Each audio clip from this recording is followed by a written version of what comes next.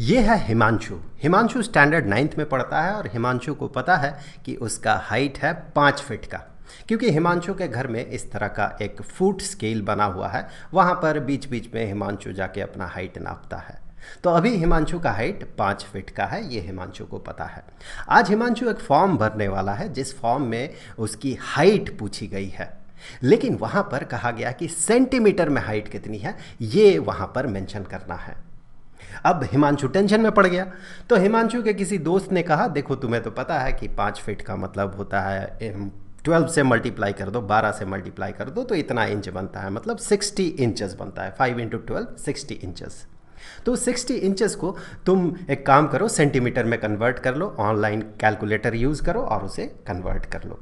तो हिमांशु जाता है ऑनलाइन कैलकुलेटर, जो लेंथ कन्वर्जन कैलकुलेटर होता है उसे निकालता है और वो 60 टाइप करता है तो उसे रिजल्ट निकल के आता है 152.4 इतना सेंटीमीटर। और यहाँ पर नीचे हिमांशु देखता है कि 2.54 ये एक मल्टीप्लिकेटिव फैक्टर इसे कहा जाता है। ये लिखा हुआ कि मल्टीप्लाई द लेंथ बाय 2.54, मतलब ये जो इंच में जो वैल्यू है उसके साथ 2.54 मल्टीप्लाई करने से सेंटीमीटर में वैल्यू मिल जाता है।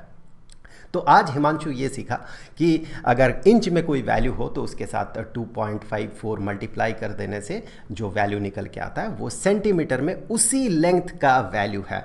और हिमांशु आज घर जाता है और घर जाकर वो क्या करता है, इस तरह का एक सेंटीमीटर स्केल भी फुट स्केल के बगल में वो बना लेता है।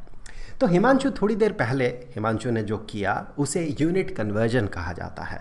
कोई भी एक फिजिकल क्वांटिटी, जैसे कि लास्ट एग्जांपल में हिमांशु की जो हाइट है वो एक फिजिकल क्वांटिटी है, हाइट एक लेंथ है तो वो एक फिजिकल क्वांटिटी है।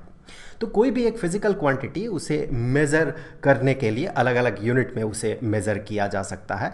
तो एक मेज़रमेंट से दूसरे मेज़रमेंट में जो कन्वर्जन होगा, मतलब एक यूनिट में उसका जो मेज़रमेंट है उसे दूसरे यूनिट में उसी मेज़रमेंट को कन्वर्ट करने का प्रोसेस जो है इसी को यूनिट कन्वर्जन कहा जाता है, या फिर आप कह सकते हैं कन्वर्जन ऑफ यूनिट्स।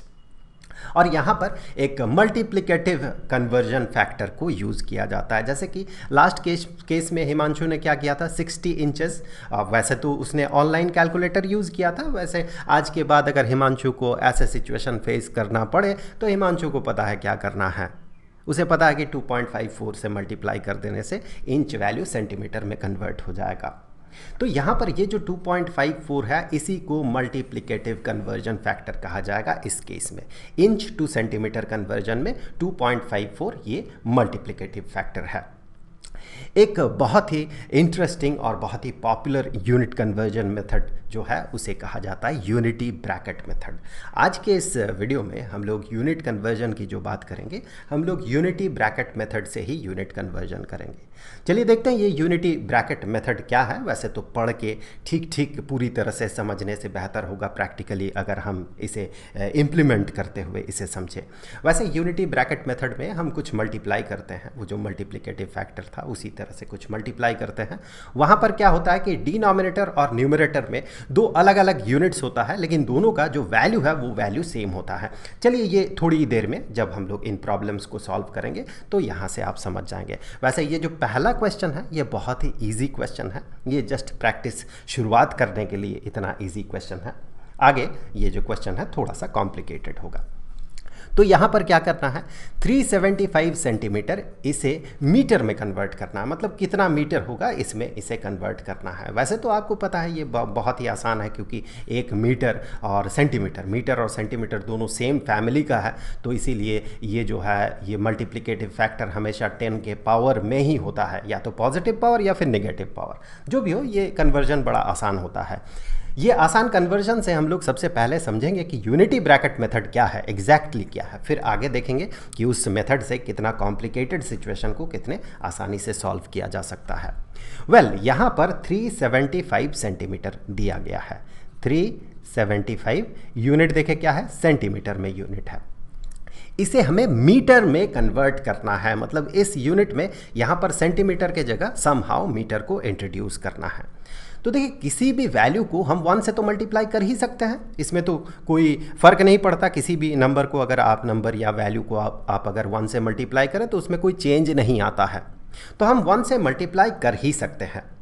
अब यहाँ पर देखें, अगर 1 मीटर और 100 सेंटीमीटर, ये दोनों अगर एक बराबर हो, एक दूसरे के साथ बराबर हो, तो हम ये कह सकते हैं ना 1 metre divided by 100 centimetre, 1 metre divided by 100 centimetre that is equal to 1, क्योंकि ये दोनों तो बराबर है। 1 metre is equal to 100 centimetre, same value है, सिर्फ अलग अलग यूनिट में लिखा गया है।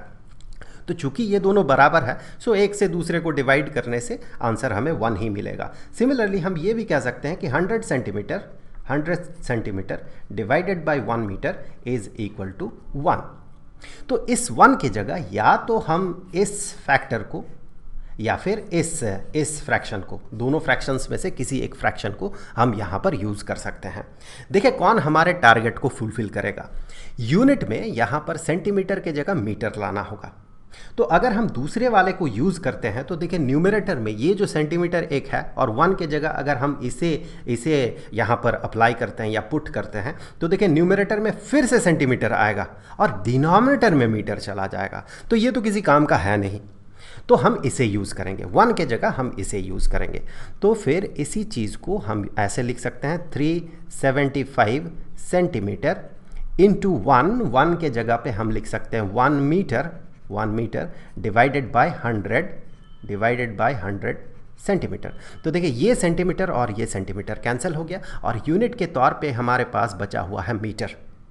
तो फिर यहाँ से देखिए ये बन गया 375 डिवाइडेड बाय 100, तो इसे डिवाइड करना बड़ा आसान होता है। डेसिमल पॉइंट यहाँ से आप 2 घर शिफ्ट कर दें, चूँकि यहाँ पर 2 ज़ीरोज़ है तो इधर आप लेफ़्ट साइड में शिफ्ट कर दें। बेसिकली हम इसे यहाँ पर पॉइंट और यहाँ पर ज़ीरो लिख सकते हैं, इससे कोई फ़र्क नहीं पड़ता, और उसी को आप यहाँ से और यहाँ से शिफ्ट कर दें तो ये हो गया 3.75 और यूनिट में बचा हुआ मीटर, तो ये हो गया 3.75 मीटर। ये तो आसान था, ये सिर्फ प्रैक्टिस के लिए था। अब अगला वाला प्रॉब्लम देखें, 50.8 सेंटीमीटर ये कितने इंच के बराबर होगा, और यहाँ पर 1 inch is equal to 2.54 centimetre ये कहा गया है। तो यहाँ भी यूनिटी ब्रैकेट मेथड अगर हम लोग यूज़ करते हैं तो फिर हम इसे 1 से मल्टीप्लाई करेंगे, that mean 1 inch divided by 2.54 centimetre या फिर 2.54 सेंटीमीटर डिवाइडेड बाई 1 इंच। हमारा टारगेट क्या है कि हमें यूनिट में इंच लाना है, तो ये जो इंच है इसे न्यूमरेटर में रखना होगा और सेंटीमीटर को डिनोमिनेटर में रखना होगा, ताकि सेंटीमीटर और सेंटीमीटर न्यूमरेटर डिनोमिनेटर से कैंसिल हो जाए और इंच बचा हुआ रहे। तो यहाँ पर हम लिखेंगे 1 इंच, इन शॉर्ट हम IN लिख सकते हैं इंच को, और यहाँ पर डिवाइडेड बाय 2.54 इतना सेंटीमीटर। तो ये सेंटीमीटर कैंसिल हो गया।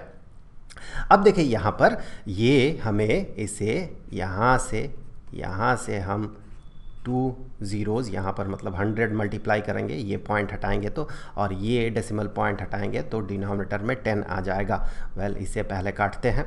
अब देखिए 254 इंटू 2 इज़ इक्वल टू 508, क्योंकि 250 इंटू 2 इज़ इक्वल टू 500।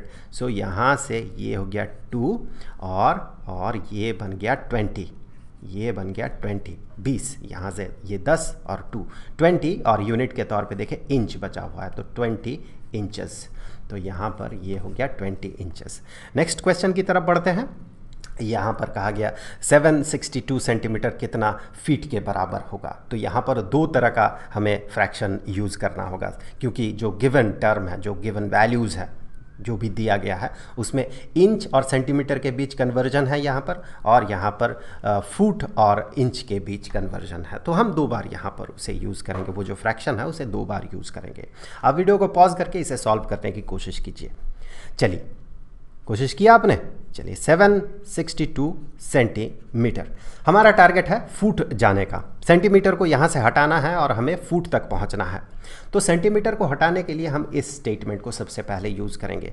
यहाँ पर this one divided by this one, 2.54 centimetre denominator में रहेगा ताकि सेंटीमीटर कैंसिल हो जाए। सो यहाँ पर 1 इंच डिवाइडेड बाय 2.54 इतना सेंटीमीटर। तो सेंटीमीटर और सेंटीमीटर कैंसिल हो जाएगा, बचा हुआ रहेगा इंच। लेकिन टारगेट हमारा क्या है? हमें फुट तक पहुंचना है।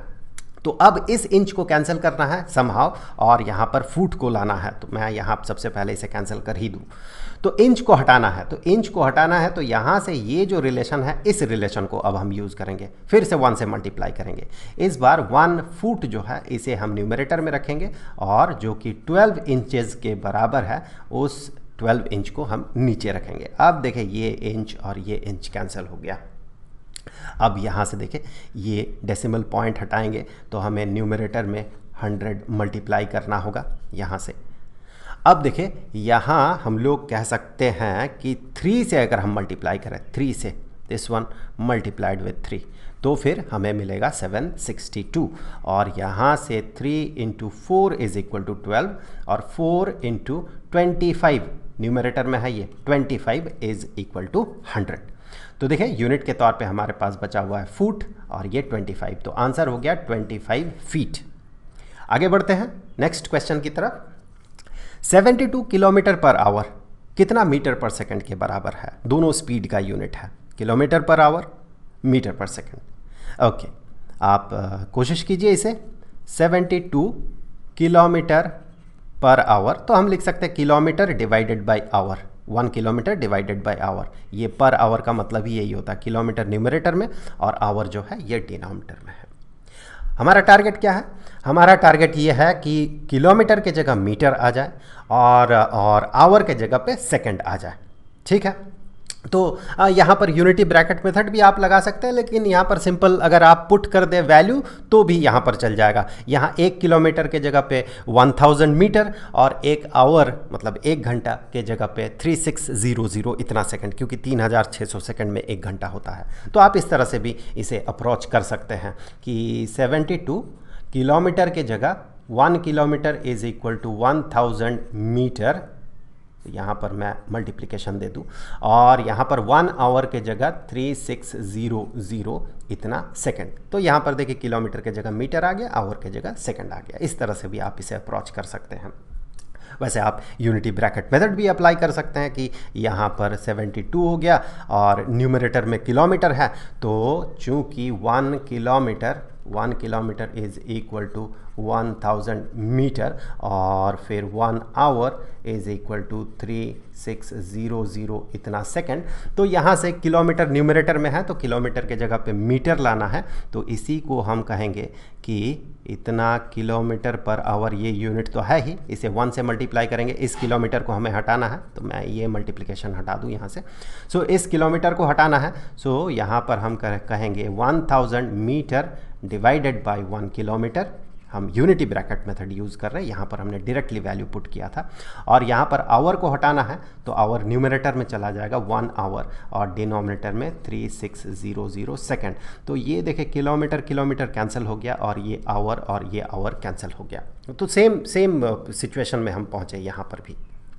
तो फिर यहाँ से अभी आगे बढ़ते हैं। 2 zeros यहाँ से कैंसिल हो गया इस तरह से, and 36 into 2 is equal to 72। तो 2 इंटू 10 इज इक्वल टू 20।